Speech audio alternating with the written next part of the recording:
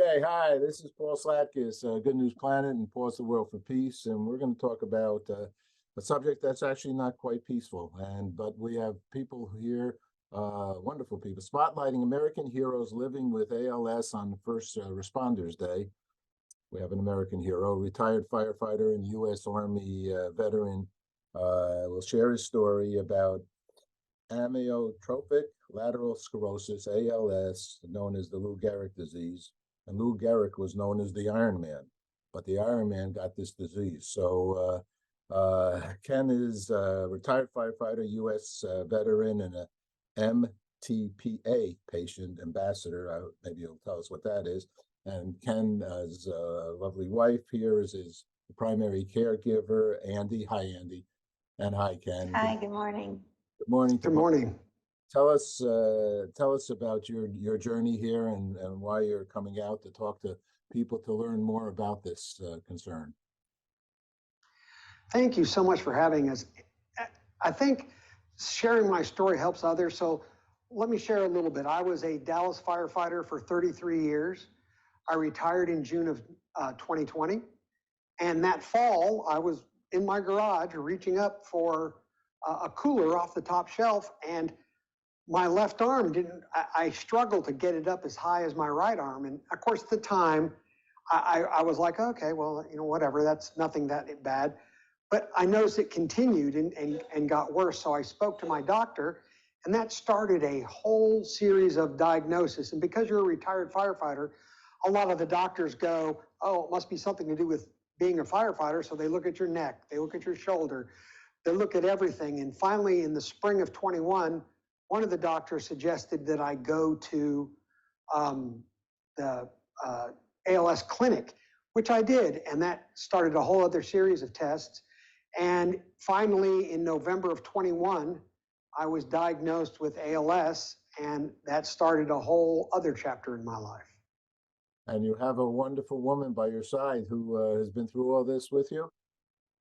Oh, by all means. If it wasn't for her, I don't know where I would actually be right. I'd probably, I don't know where I'd be. I know one thing, I wouldn't get a drink every day since I can't move my arms, and she feeds me. So, I keep a positive attitude, and Andy helps me more than anything I could ever hope for.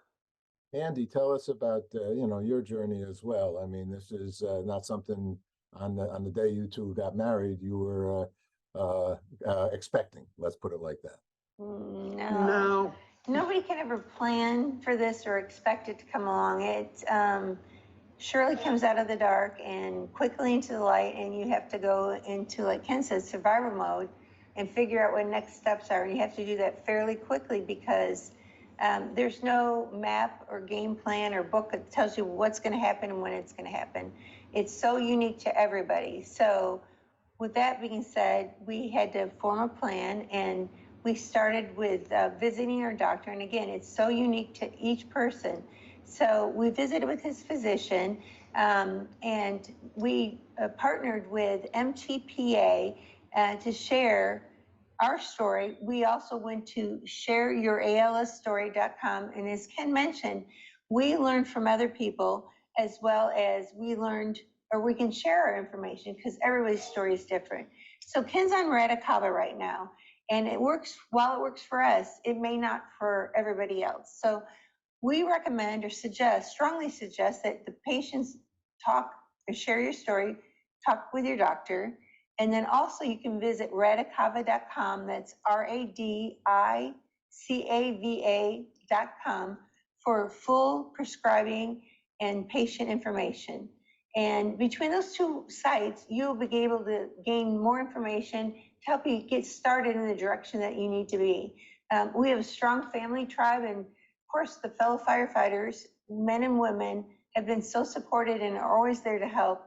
And I would just say, gather all the help, information that you can to make this as smooth of a journey as it possibly can be. Okay, and so I now realize that Mitsubishi Tanabe Pharma America is MTPA, is that right? Correct. Okay, that's great. They're only in business for 300 years. That's a great company. I know that company very, Yeah. Yes. for many years. I've actually been in Japan, and Mitsubishi sent me many years ago to make Oh, wow. to make science shows. I did the Brain series, and I did Living in America, living in Japan and working in Japan, and at the Scuba Science World's Fair. So I've had a long involvement with Japan and the Japanese companies. So and they're very serious in regard to health and Yes. Yes. that's great. So tell me, you started off, you said, you felt it in one arm, but now do you have problem with both arms? Is this a disease that spreads? Did I understand that right? Yeah, you did. You definitely understood it right. Right now, so last year, the best way I can explain it is last year I was walking and having problems with my arms, and now I'm permanently in a wheelchair. I cannot walk, I cannot stand anymore, and I cannot use my arms or legs. So I'm wholly dependent on Andy to take care of all my needs since I'm unable to do those things for myself. And the disease spreads. You can only hope to slow it. It goes quickly. And like Andy said, please, get all the information you can and get ahead of it, because the second you think you need a walker, you should be looking for a wheelchair because it moves so quickly sometimes. Oh my God. Okay. Let me ask you, I've done some previous ALS stories over the years. I've been doing this for 23 years, and we have lots of health and wellness here. Somehow, remind me if I'm correct here, I didn't look it up. There's something about an ice bucket challenge. Does this ring a bell to you? Yeah. Andy, do you throw the ice over your lovely husband's head? The funny or ironic thing is our daughter-in-law, her college roommate's father passed away with ALS and was not able to walk her down the aisle. So we, back then, all committed to doing the ice bucket challenge, me with a cast on my leg and all. Never, ever expecting that we would be affected by it one day. So Ken's done it, I've done it, we all did it. Now I could do it to him for fun again if I wanted to throw ice. How about right now?